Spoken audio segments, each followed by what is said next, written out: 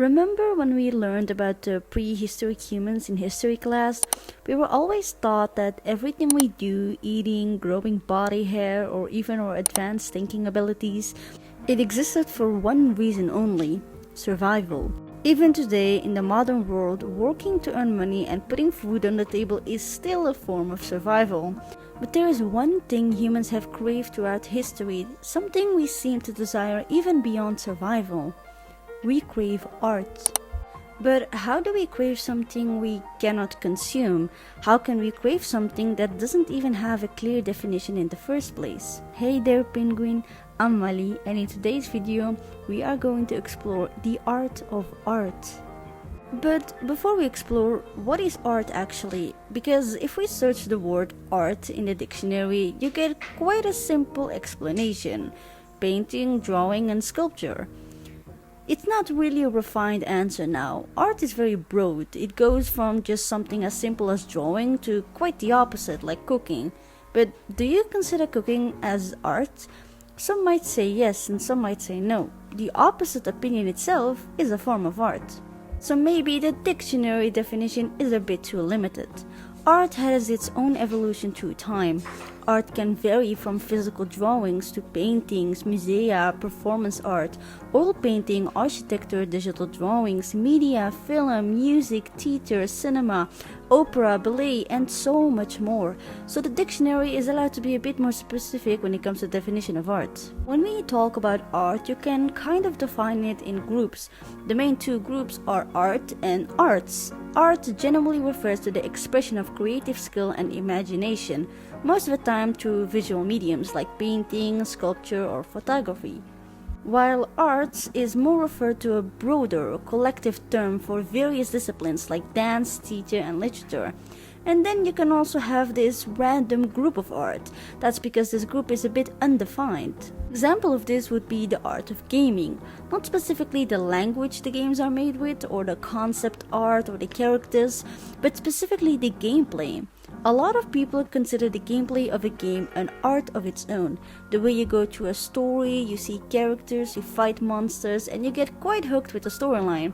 The way you become immersed in a world that doesn't even exist is a form of art for a lot of people. But this wouldn't be the typical art that people imagine if you would talk about art. Some people find art in science. Think about astronomy, how planets are built, how the Milky Way interacts, how are we humans created, how did we even land on this planet, what do black holes, are white holes an actual thing, what are supernovas, and you can go on infinite questions further. All of that is art. But how do we crave it? Art has always been something that we use to express ourselves with. Think about almost all of our historical paintings. They all had storylines or meaning behind it, but at the same time they kind of didn't. Think about self-portraits. There could be a meaning behind it, but at the same time, is there really any meaning behind it? Think about the famous Pietà where Maria is holding Jesus. It's an excellent and beautiful sculpture. When I saw this for the very first time in my life, I was hooked on how this was created. How could be this created from this big block of clay? Despite that I know the story behind the sculpture, it didn't really tear me up. It gave me also no necessarily strong feelings. It had no meaning for me. But at the same time, this sculpture could bring someone else in tears. Even if they didn't know the meaning behind it, the facial expression, the way Maria trying to pick up Jesus, and the detail of her clothes could bring someone to tears even if they didn't know the story. That is art, because art doesn't just show emotion, it kind of transfers it from one human to another. When the artist created the Pietà, do you think he was thinking about the non-Christians that were looking at the sculpture? He laid out a creation, maybe because he wanted to remember the Christians about the beauty of their religion, or about anything else. But at the end, many people that aren't even Christians ended up looking at the sculpture and thinking, wow, what a creation. So, art is then emotion.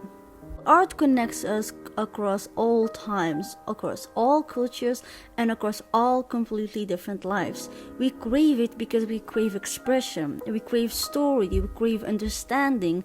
An opera has a story to prove its point, so does ballet and theater. Media is used to better real-life problems. Think about short films or to fuel our imagination. We want to take everything we feel, everything we kind of cannot explain, and turn it into something real, something that we can share, and arts let us do that. It takes what's actually kind of invisible, or thoughts or emotions or experiences, even our random doodles, and gives it a shape, so others can see it, but also so others can feel it. When people experience art, they don't just feel, they reflect, they question things and gain new perspectives. Sometimes they even change their minds about certain stories or events in the past.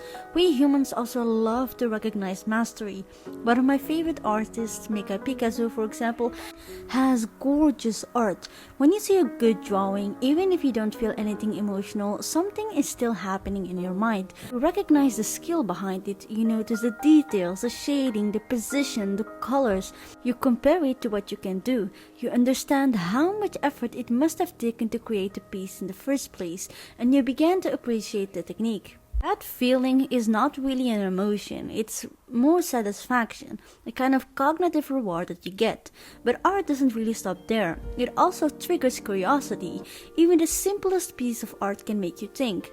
How was this made? What's the idea behind it? Why does it look good? What is the process?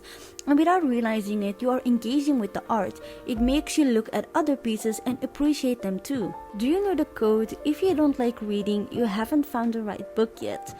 That is art in general. One might find art in drawing, while the other might find it in gaming.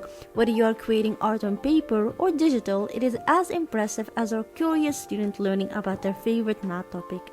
Art is art, and we humans love nothing more than art.